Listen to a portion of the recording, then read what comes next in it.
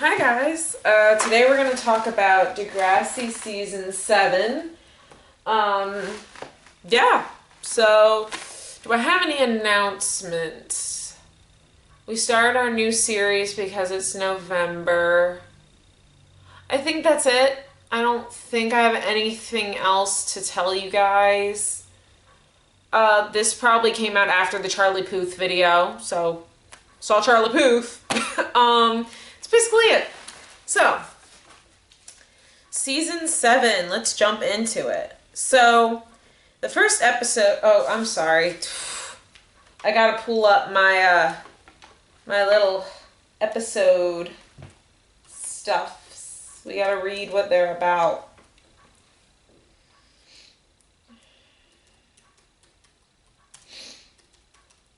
Sorry if I sound like horrible, guys. I literally just got over and I'm getting over allergies. So if that's why I sound like death, that's why I sound like death. No. Okay, let me get to the episodes. Here we go. Okay. So 1 and 2 are first 2 episodes are part 1 and part 2. So the first problem is solved in the second episode, so we'll read both. Standing in the Dark, part 1. Winter semester gets off to a bad start as the corridors of Degrassi have become a pressure cooker. With an unexpected influx of students from Lakehurst after a mysterious fire burned their school to the ground, Degrassi students find themselves facing old enemies and new friends. Standing in the Dark, part 2. Darcy discovers a roofie rapist was on the loose during the ski trip and takes desperate measures to end her emotional suffering. Meanwhile, Marco is reluctant to consent to a blind date, but Dylan's uninterested conduct persuades him to do so. So, Lakehurst burned down and Darcy being raped. The way they solved it was they planned with the counselor to talk, and Manny and Peter were there for her to help her heal, and she gets a new abstinence ring, and Manny tells her that it doesn't count. That is very true. Being raped is not the same thing as giving up your abstinence pledge. I do want to say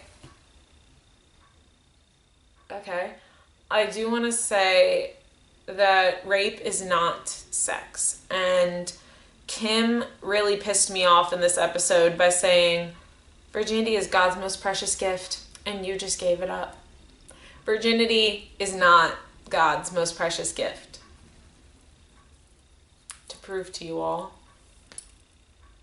I'm religious. Virginity is not God's most precious gift. Life is God's most precious gift. There's so many different interpretations of sex before marriage in the Bible that we don't even have time to go through all of that. But I feel like the way Degrassi handled it was good. They had the counselor make a plan for her. They had her friend and her boyfriend be there for her. They gave her a new abstinence ring. Perfect. Episode 3, Love is a Battlefield. Paige's new work at a fashion firm, along with Alex's refusal to get out of bed and build a name for herself, produces a rift between the two. Manny is accused of racism by Holly J, Shantae, and Anya, which has disastrous results for Damien's campaign. So, Alex slacking and not looking for a job. So, Paige kicks Alex out. Alex is going to go live with an aunt, find a job, do all of that good stuff, which I think that's the way to handle that situation. If your friend is freeloading off of you and not doing anything, they either have to find a job or they have to find a new place to live. They can't just freeload off of you like that. And wrongful racism. So Damien has to tell everybody that Manny's not racist. Manny comes up to him in the hallway and is like, look, you gotta tell people I'm not racist, we were joking. I don't think the best way was to go up to him and say, you have to do this. But, I mean, if that was the way she wanted to get her name cleared, that was the way she wanted to get her name cleared. I mean, I don't think it was the best way, but I fixed everything. Episode 4, It's Tricky. Ashley decides to practice music again after she does not receive credit for a song she wrote on Craig's album, but finds herself outshone by Jimmy. Meanwhile, Mia has problems with her locker buddy and mean girl Holly J when they both vie for Sav's affection. So, Ashley's jealousy over Craig. She wants to be known for her talent, so that's the problem. But she cuts Jimmy out of her song. And I don't think that was a good thing to do because the record producer wanted Jimmy's rap over her. Not saying she's bad, but you would still get noticed because you produce the songs. So you would still get noticed for your talent even if Jimmy's rap was still on there. So she kind of just ruined her own chance there. Episode 5, Death or Glory, Part 1. Episode 5 and 6 are connected, so I'll read both of them. Death or Glory, Part 1. Tensions between Lakehurst and Degrassi students continue to rise amid packed classrooms and the war for school turf. But Jane, the adorable yet tough new Lakehurst girl, is Spinner's target in hostile territory. He also gets a scary diagnosis. Meanwhile, Darcy believes that she has to come to terms with her rape, but her actions prove this to be wrong when she acts out in class. Death or Glory, Part 2. Spinner seems to be doing himself in before his illness kills him when he begins acting out recklessly and picking fights with the Lakehurst thugs. Meanwhile, Marco finally begins to accept that Dylan is really gone and starts to socialize with other people. So, Spinner gets cancer. He gets an operation, but Jimmy has to talk him into going to the operation instead of fighting Bruce. I do think it was the best that Jimmy was the one to talk to him because Jimmy had been his friend since they were in preschool, I think they said in one episode. So they had been friends since forever. So I think it was good that Jimmy decided to talk to him. I mean, Jane knew to go to Jimmy, but Jimmy didn't have to help Spinner. And I think it was really good that they had his oldest friend tell him, what's up? Dude. And especially something that happened to this person. 7. We Got the Beat. Although Manny has returned home, the honeymoon period with their parents is almost ended, and Manny takes a stance when her father insists she attend a traditional debut, the expensive celebration many Filipino girls attend for their 18th birthday. I think I'm saying that right. I'm saying it the way they said in the episode. I hope that's right. So the debut, the party, and she crashed her dad's car. So Manny talks to her dad at the end of the night, and then he's okay with her doing acting. That's basically what the whole episode is about, is she wants to be able to do acting, but her dad says she's good at science, so he wants her to do science since she moved back home. But she's like, no, I really want to do acting. So her dad basically said that he's saying that she can do acting now. So, episode 8, Jesse's Girl. Caitlin returns to Toronto for a guest lecture at Toronto University, which Ellie is covering for the newspaper. When Ellie catches Jesse and Caitlin hooking up, she spirals down a drunken path. Meanwhile, Mia wants Anya to stand up to Holly J. So cheating. Jesse cheats on Ellie, who didn't see that coming. And she has a talk with Caitlin. Caitlin comes and she's like, how could you call me a slut and embarrass me in front of everybody? And Ellie's like, well, I don't think that was the best way to handle it, was calling her a slut, but I do think they deserve to have that conversation about it. I do think that was good. I forgot to say with the last one, with the debut episode, I'm glad that Manny talked to her dad, and I'm glad that her dad finally saw her side. That was a good way to fix all that. Anyway, but yeah, Jesse's just a piece of trash. Episode 9, Hungry Eyes. Emma, tired of being predictable, auditions to be a model for Purple Dragon. She finds herself liking the attention she gets, but soon learns of the hypocrisy of the company. Meanwhile, Mia asks Sav to help her be better at badminton, and he agrees, but only if she helps him learn how to kiss. So, body image. And I think they did this with Emma for a reason because of last season, but Emma takes her dress off in front of everyone. I agree she should have taken a stand against Purple Dragon, but I think there were better ways to do it, and I think she should have thought before she did that, and she probably realized that because there's a split second of oh shit on her face when she first takes it off, but you know. whatever. It was her way to fix it, but I think there could have been something better. 10, pass the Ducci. I think it's pass the Ducci. Spinner is trying to cope with the effects of cancer and chemotherapy and starts smoking marijuana, which turns Jane away, especially when he begins hanging out with his ex-girlfriend Darcy. Meanwhile, Paige hates her job but decides to take a few days off to relax. So, marijuana without permission. Spinner talks to Miss H and Jane, and all is forgiven. So he yelled at Jane because she was trying to pull him every which way, and he just wanted to relax, and he didn't want to go to like the thousands of parties they have. And he talked to Miss H about how he needs to stay home until after chemotherapy. So they figured out a way he could do his schoolwork, could do that, as in Jane would bring him his schoolwork, and so all's forgiven because he apologized to her and said that to her, and then they figure it out. So that's how that's solved. I think that was a really good way to solve it, is take some time off while going through chemo, but someone can bring you your homework so you don't miss anything. Things like that. Episode 11, Owner of a Lonely Heart. Marco is low on cash, and after meeting a friend who takes an interest in him, he considers doing something he never thought he ever would have to do. Manny grows closer to Jay and concocts a sham engagement on the spot to keep her meddling parents at bay. So, gay prostitution. Marco wants to go to live a party life, but he has no money. So at the end, Marco talks to Ellie, and he says that the guy that he was hanging out with tried to set him up with one of his clients for sex. So, yeah. I think it was good that Marco didn't do it, and I think it was good that Marco told Ellie what was going on so she would get off his back, but yeah, party life isn't all it's cracked up to be. Episode 12, Live to Tell. Unable to cope with her rape, Darcy descends down a self-destructive path of lies, promiscuity, and disturbing behavior that could cost her everything about which she cares.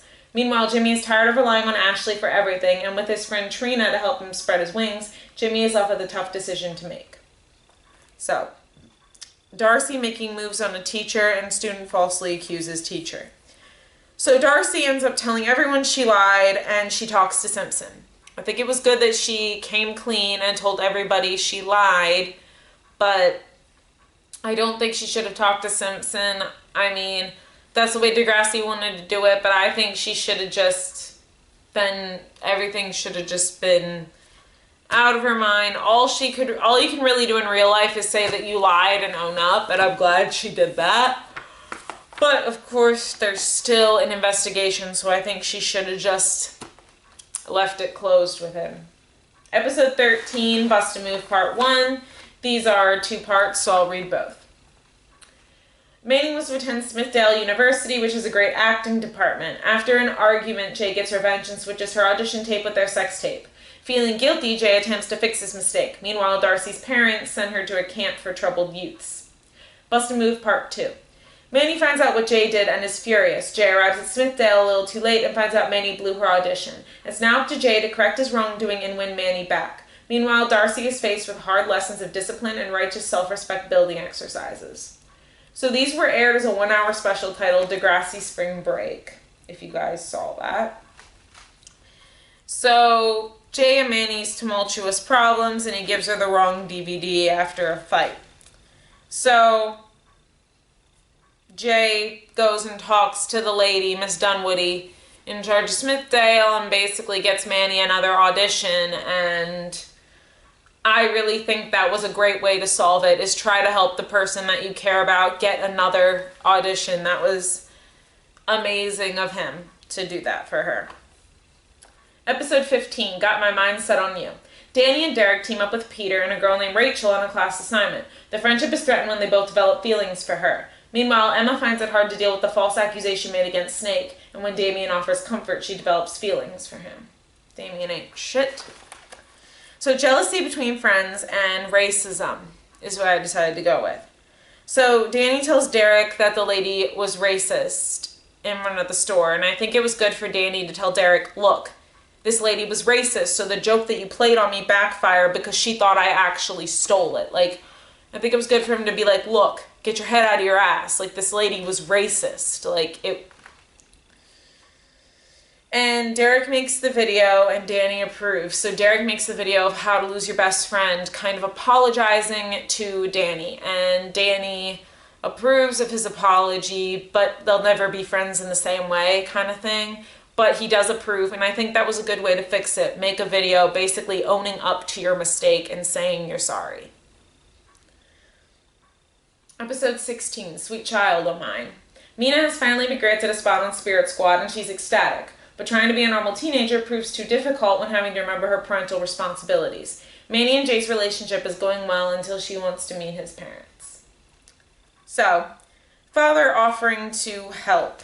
Baby daddy offering to help. Mia gives him another chance. They're talking at the end and he's like, I am her father. I want another chance. I don't think Mia should have given him another chance. I don't think that's the way she should have dealt with it, because he obviously proves that, like, he comes back now when he could have been there from the beginning. I just feel like it was a bad idea for her to trust him. At the end of the day, it was her life, her decision, but I just feel like he was untrustworthy. 17, talking in your sleep. Things heat up between Paige and Griffin, and they culminate in a night of passion. When Paige finds bottles of medicine in his room, she grows scared for her life when she realizes what they treat. Meanwhile, Jane gets closer to Darcy, but her friendship skills need work. So, Jane offends Darcy. Jane and Darcy talk it out after Darcy kisses Peter, and Jane apologizes, and they come to an understanding about what being friends with each other really means, and like how to be friends with each other. And HIV/AIDS. Paige and Griffin have a long talk about it. She finds out they had sex, and even though we use a condom, she's afraid that she could get it. And so I'm glad that they sat down like mature adults and actually had a conversation about it, because that's something that you need to talk with your partner about. So I like that they did that. Episode 18, Another Brick in the Wall. When Snake is finally allowed to work following the sexual misconduct allegations, he receives a cold welcome from the students. After Holly J asks Toby to tutor her, she finds herself liking him but is too embarrassed to be seen with him. So, Simpson's cleared, but he's also targeted online. So Emma gives him a pep talk to get him to go back to work, because he's like, everybody's saying this stuff online, and she's like, didn't you tell us not to believe everything you read on the internet? Anyway. So I like how they did that they had Emma stay with him and Emma help him, because I feel like he really needed her help. Episode 19, Broken Wings. Jimmy gets into his dream school and wants to have stem cell surgery in order to regain use in his legs. When his father refuses, Jimmy makes a shocking discovery that changes everything. Meanwhile, Peter starts a band with Sav and Danny and tries to get Spinner to be their drummer. Cheating father and wanting stem cell surgery. So he approaches the dad about cheating. The dad comes and says, you stole money out of your trust fund. And Jimmy's like, well, you're cheating on mom, and I'll tell her. So I think it was good that he approached his dad and said, look, I know this is happening, and like, this isn't good. But I also like how the dad approves stem cell treatment at the end. He's like, I mean, I know he's doing it to keep Jimmy quiet, but I also think the fact that he's actually going forward with maybe looking into it for Jimmy, I do like how he's doing that, and I do like that that is the way that they solve that, is the parents are now going to have a conversation about Jimmy. With Jimmy, sorry. 20, Ladies' Night. Anya's put in charge of a Free the Children Freedom Fast and tries to make Holly J and Sav get along. When her plan fails, Anya is thrust into a battle against the Queen Bee herself. Meanwhile, Jay and Manny attempt to get her engagement ring from a pawn shop. So, Anya not willing to be pushed around. She stands up to Holly J. I do want to say, I feel a lot like Anya in a friendship. And, you know, my feelings aren't taken into account. It's only what this other person wants. I feel like I'm pushed around. I feel like I'm not cared about. It's a lot of that. And so it's just kind of like, I feel how Anya feels. So I feel like Anya standing up to Holly J is amazing. And Anya, you want to give me some of that confidence? Episode 21, Everything She Wants. Mia's finally getting her life back on track with the help of Lucas, but when Lucas suggests she live a little, things get out of hand, leaving Mia to face the consequences. Meanwhile, Sean returns while on leave from the military and stays at the Simpson-Nelson household. Sorry. So, Biofather fails again, and Sean goes to war. So, with Sean going to war, he talks to Simpson about how he had exploded at him, and he's like, I just found out I'm being shipped out to Afghanistan. So, I'm glad that he talked to Simpson and was like, look, this is what happened. I'm sorry, that's why this happened. And Biofather fails again. Mia says she's the sole caregiver. She says the father won't be involved. And I think that was a good choice for her to make because Lucas wasn't going to do shit. Like, Lucas will agree to watch his child for what? Like, 3 minutes and then get bored? Episode 22, Don't Stop Believing. Paige, Marco, and Ellie realize that they will soon be going their separate ways. They all decide to spend one more night together as roommates during a citywide blackout. But as fears for the future arises, so do unexpected feelings for two certain roommates which might change their friendship forever. Meanwhile, Liberty and Damien compete to be class valedictorian. So, Damien flirts with Liberty, emotional cheating, and all the friends have to move out. So, Damien flirts with Liberty. She basically talks to him about it, and she's like, was that flirting at the dot or was that not flirting? And he said it was. So she made a video, like, basically trashing him, but the video doesn't get to play because of the blackout. So she gets to do a redo of her video, and she says good things. So I like how she backtracked and made a better video than what it would have been. And all the friends having to move out. This is the last time we see them.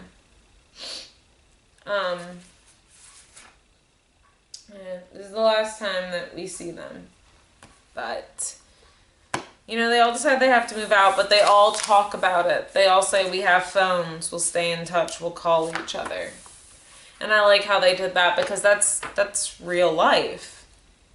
Episode 23, If This Is It. Spinner puts his future in jeopardy when he chooses to play in a band competition over studying for his final exam. Meanwhile, when Manny's offered a role on the popular TV show West Drive, she has to choose between following her dream and going to Smithdale with Emma. So, not passing finals, Spinner helps Jimmy build a bridge. But he's supposed to, but he doesn't. So, Jimmy gives Spinner an extra day to study. Which, I think Jimmy didn't have to do that, but he was looking out for his best friend. So, he was really nice to give him that extra day. And I think that's what Jimmy wanted to do because he wanted Spinner to graduate with him. So, I'll give him a pass on that. But she's between Smithdale and TV show. Emma rips up Manny's contract. I think it was good to have her best friend do that because then she can live with her best friend or be with her best friend. So it's kind of interesting to have the best friend do it. So, episode 24, We Built This City. Liberty is able to score a booking from a well-known singer for prom night at a luxurious hotel, but things go awry when she spends too much time with Damien during the prom flirting, which causes them to cross a certain line, putting their friendship with Emma and Toby in jeopardy. It's also the end of an era for the class of 2007 as another school year at Degrassi comes to a close, but it's not a Degrassi graduation until secrets are revealed. Relationships and friendships are put to the test after unexpected news, and someone will have their life permanently changed in time for the next school year. So, Damien cheats with Liberty, and Peter's mom leaves. So, Emma breaks up with Damien, because Damien ain't shit. And she forgives Liberty, because she's had 6 years of friendship with her. And she's like, it was Damien's fault, not yours. Which, it was both of their faults, but I do get where Emma's coming from with the 6 years of friendship. But it is up to the friend that had the cheating happen to them, what they're gonna do. Peter talks to Liberty's dad about, what's the word called? Emancipation. And he gets his own place. So that's all good. It ends well for Peter. He's able to get his own place and still stay at the school. And then Darcy, and he's staying for Darcy, and then Darcy like leaves him the next season to go to Kenya, which is really guys for going on 90210, because all of Peter's girlfriends leave him for the CW, except Manny. Manny stayed on the, well, Manny never really dated Peter, but Peter's girlfriends, let's see. Darcy, Shanae Grimes, goes to 90210. Mia leaves for Vampire Diaries. So, Peter had a rough go of things. Yeah, his girlfriends left him for the CW. Anyway, so yeah, I will see you guys in the next video. Bye!